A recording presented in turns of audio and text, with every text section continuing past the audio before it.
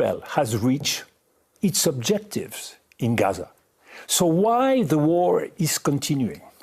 Is it because Benjamin Netanyahu wants to make a gift to Donald Trump as a new president and wait a couple of months more and not give this gift to Joe Biden?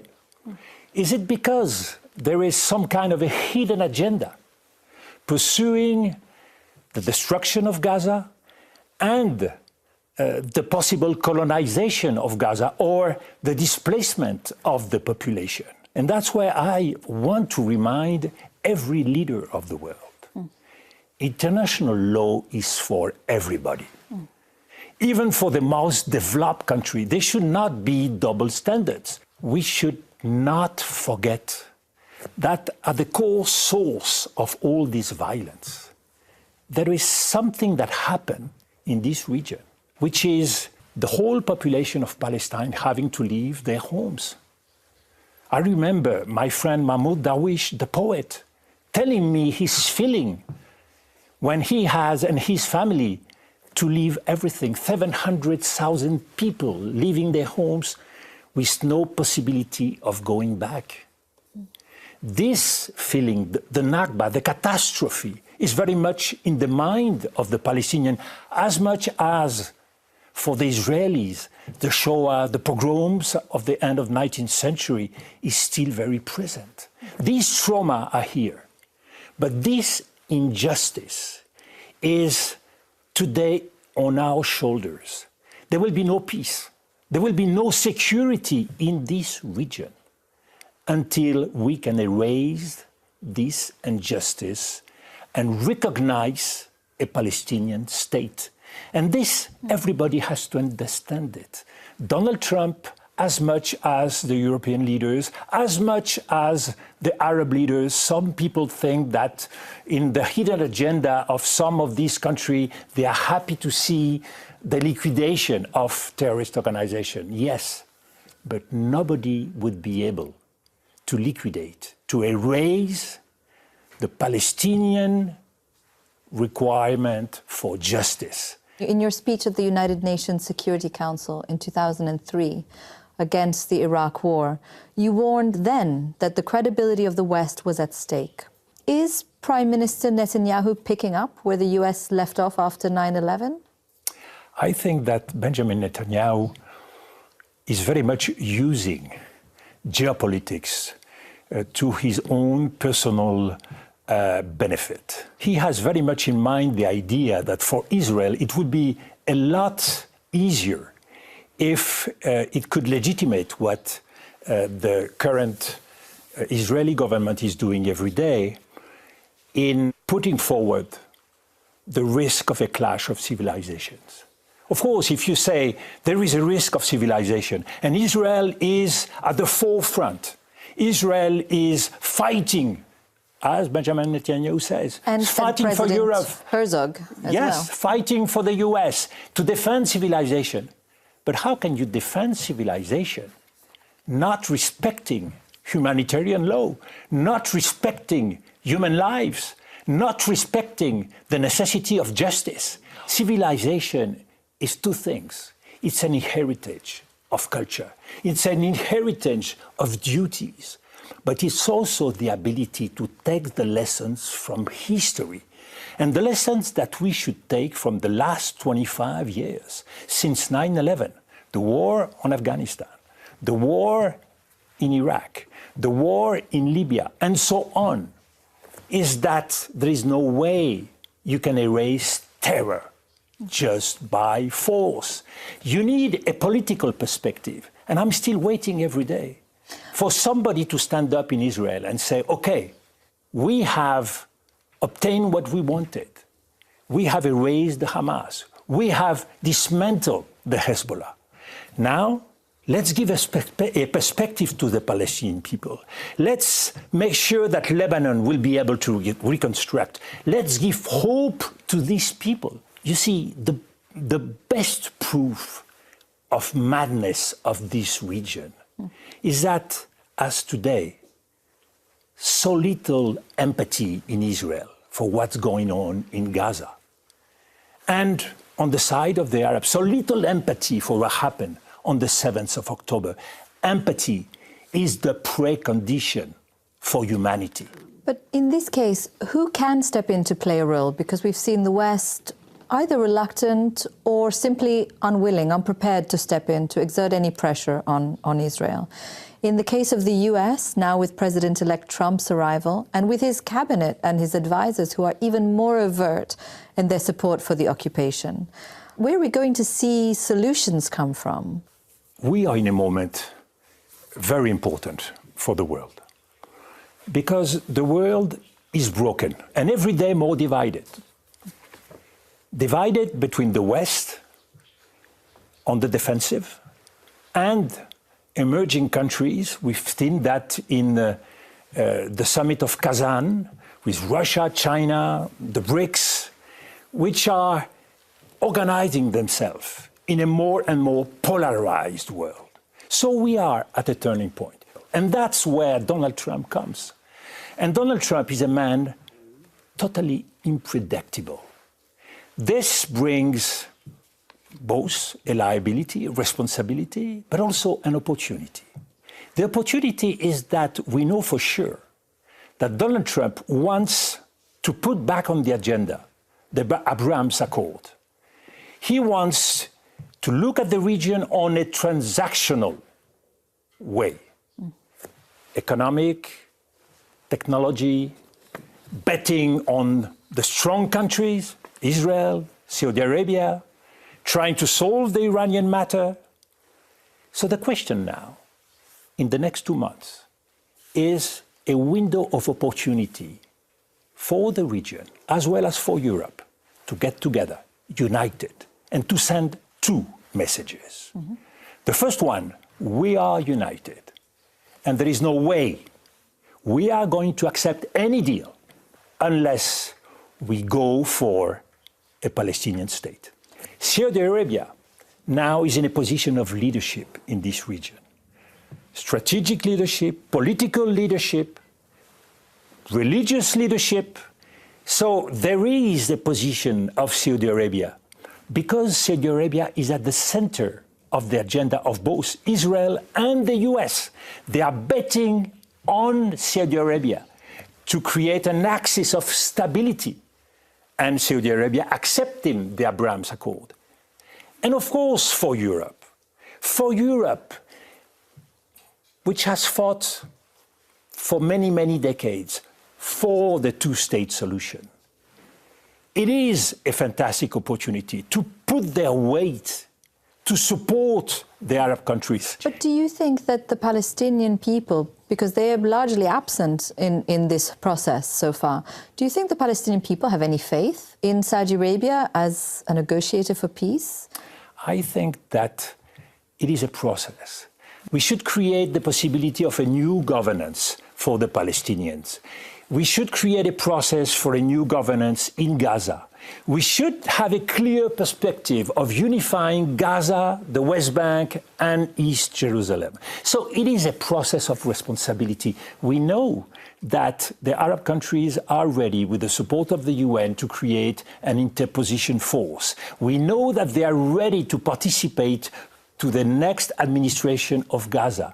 But we know at the same time that Israel is preparing everything in Gaza to take over the control of the region. The Nectarim corridor, the Philadelphia corridor, a buffer zone around Gaza. At one point, we should say stop to Israel. And so why doesn't Europe tell them to stop? 13, 14 months in, why hasn't a single European country done that? I think the European should get united. They will have to do so just to defend their own economic situation. They should do it on the basis of justice. And we have another reason to support such a strategy. The fact that the order of 1945, the world order of 1991 is dying because it is an unfair order. It is criticized by all the BRICS, by all the emerging countries, by all the poor countries of Africa, South America. It's time to recreate a new order. And my profound belief is that the world should start recomposing the new world order, starting with Palestine, which is the best and strongest symbol of justice. So what could France, for example, do in concrete measures that they haven't done so far? Because we've heard some pushback from countries like Spain, for example, but in terms of actual steps, what can we do? One thing that the European could do would be collectively to launch the movement of recognition of Palestine as a state. President Macron said, we favor such a movement, but it is not the right moment. But I'm asking, what is the right moment? I think it is an incredibly important move. Why? Because we see the despair in the region.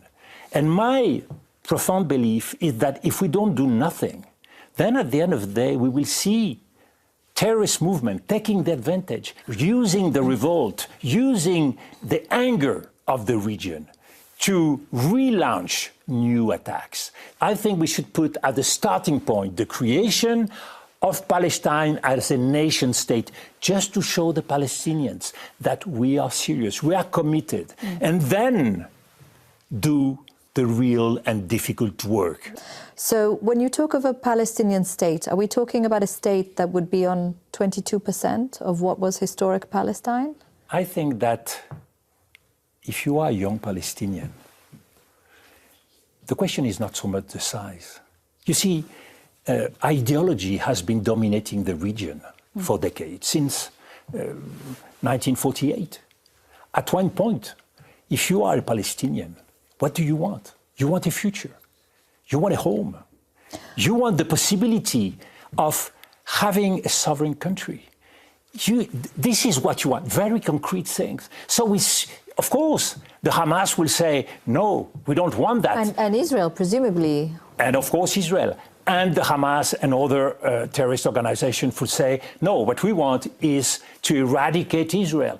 That's ideology. And one of the biggest dangers for the region is that what used to be a political issue, the question of Palestine, is today more and more a religious issue.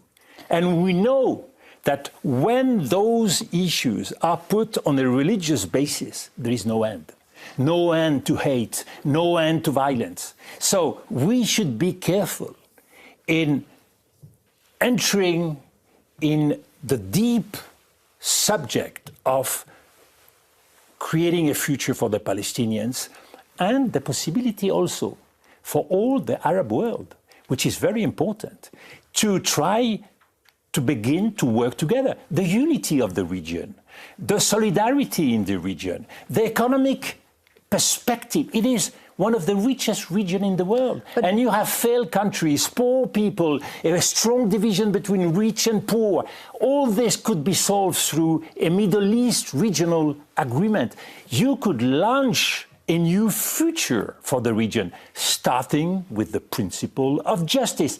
And why Benjamin Netanyahu is putting so much energy in what he's doing? Of course, to save his own life, but also because he wants to eradicate, to erase the Palestinian question in order to realize what the maximalists in his government, the messianic people in his government, Ben-Gvir, Smotrich, want, which is a great Israel.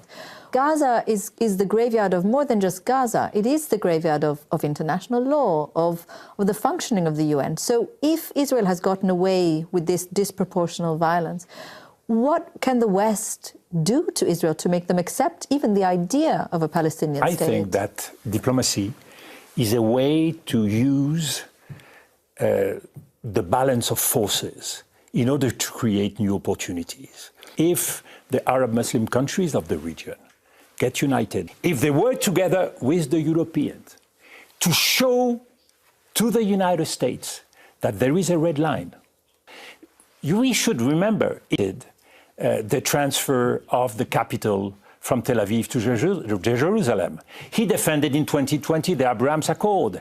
He supported a peace plan with no perspective for the Palestinian. So he's capable to pressure Israel in a way Joe Biden was not able to do. He wants to put his marks in history. So he's transactional. if we put as a red line the necessity of the creation of a Palestinian state, if Saudi Arabia accepts to stand for this idea, then everything would be possible. In an interview with The Atlantic, though, which was denied later on by Saudi authorities, MBS was reported to have said that he personally didn't care for the Palestinian issue, that his people did, but not him. Saudi Arabia later denied that. Isn't it very risky to put the fate of Palestine in the hands of Donald Trump? There is no blank check here. There is the fact that we know for sure if we are not going to take the opportunity to create the Palestinian state today, situation will get worse in the region tomorrow. You see, when you try to put into perspective the capabilities of this region in terms of disruption, we should remember in 1973, the same countries, they decided to use oil and gas for embargo. They could decide to disrupt all the maritime corridors of the region and to disrupt international trade. They have the capacity. For all the leaders of the region, even Northern Africa, Algeria, South Africa, who had been fighting in the International Court of Justice, all these countries, they have in their hand a historical responsibility. And if they don't take this responsibility, things will get worse. We had the 7th of October. Who knows what we will have tomorrow? And we know that not doing anything is going to fuel violence, to reinforce Hamas, to reinforce Hezbollah, to reinforce all these terrorist organizations. It is the indifference, it is the inhumanity that is fueling violence. And that doesn't mean that we should forget the situation in Sudan, the situation in Ethiopia, the situation in Congo, the situation in Ukraine. But a new world needs to start. A new world order needs to start through action. And action can start tomorrow in Gaza and in Palestine. Dominique de Villepin, you're a politician and a diplomat with over 4 decades of experience, and you recently said that the irony of history is that sometimes when we are at the bottom of the abyss, something happens that can allow hope. It certainly feels in many ways that we are at this bottom already. What exactly do you feel we must be hopeful about going forward? Well, I think there's something very basic that we need to do every day. Just look at those little children of Gaza. What future will they get? Think about those little children in the northern part of Israel or in the southern part of Lebanon. What future? Bombs, more bombs, violence, death. Is this the future we wish for these people? And to end up this vicious circle of violence, we need to restart everything. And the world is going to fall apart. Globalization is going to fall apart. You see, all the people looking for getting richer, that's fine, but they won't get any richer if our world is going to be divided. In one part, the rich countries of the West, another part, the countries of the global South, with such a resentment that every day we will feel, even inside our countries and in the rest of the world, this danger as a threat to security and stability. And you see, there's something diplomats know well, which is the ruse of history. The last very important ruse of history has been Russia and China getting together. Nobody had thought before that this was possible. So why tomorrow cannot we dream to have Saudi Arabia and Iran getting along one another and creating a new balance of forces in the region? Every time I go to the Middle East, I look to these people for decades, for centuries, they've been waiting for something to happen. And I see people getting richer in those countries, in the Gulf states, and I see the gap in between the people and the elites. This is not acceptable. This is a huge risk for the region. So, humanity, justice, realism, pragmatism. This should be on the agenda for all of us.